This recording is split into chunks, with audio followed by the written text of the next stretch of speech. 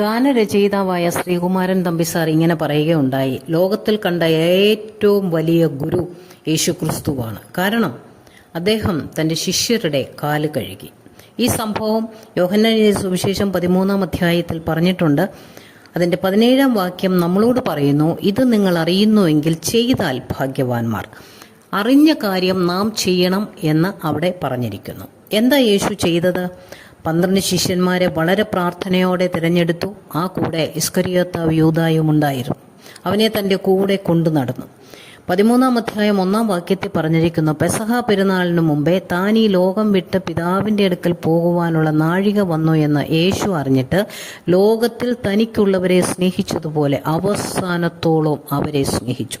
അപ്പോൾ താൻ സ്നേഹിച്ചപ്പോൾ യൂദായെയും അവസാനത്തോളം സ്നേഹിച്ചു.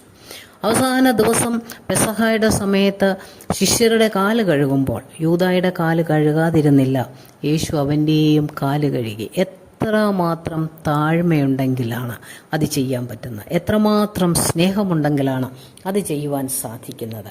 തൻ്റെ കാല് കഴുകുമ്പോൾ പോലും യൂദായ്ക്ക് ഒരു അനുതാപമുണ്ടായില്ല, ഒറ്റിക്കൊടുക്കരുത് എന്നൊരു തോന്നലുണ്ടായില്ല. കാരണം അവനിൽ ഒരു ദൈവാംശം ഇല്ലായിരുന്നു.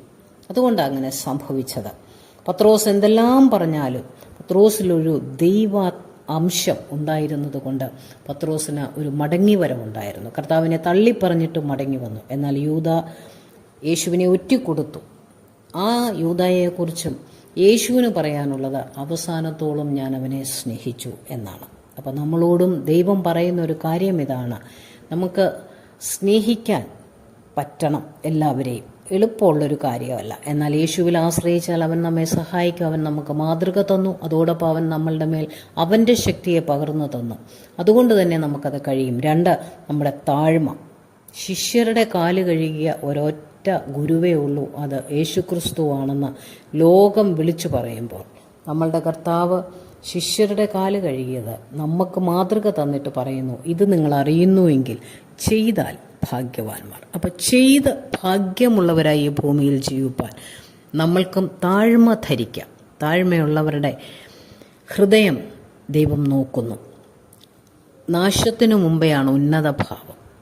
ഉയർച്ചയ്ക്ക് മുമ്പേ നമ്മുടെ ജീവിതത്തിൽ ഒരു താഴ്മയുണ്ടാകും. അതുകൊണ്ട് നമ്മൾ താഴ്മ ഉള്ളവരായി. അപ്പോൾ താഴ്മയുടെ അളവുകോൽ ആരാണെന്ന് ചോദിച്ചാൽ യേശുക്രിസ്തു കാണിച്ച ഈ മാതൃകയാണ് താഴ്മയുടെ അളവുകോൽ. അതുകൊണ്ട് അങ്ങനൊരു താഴ്മയിലേക്ക് നമ്മൾ കടന്നു വരാൻ എന്നെ സഹായിക്കണമേ എന്ന് പ്രാർത്ഥിക്കാം. അതിന് ദൈവത്തിൽ ആശ്രയിക്കാം.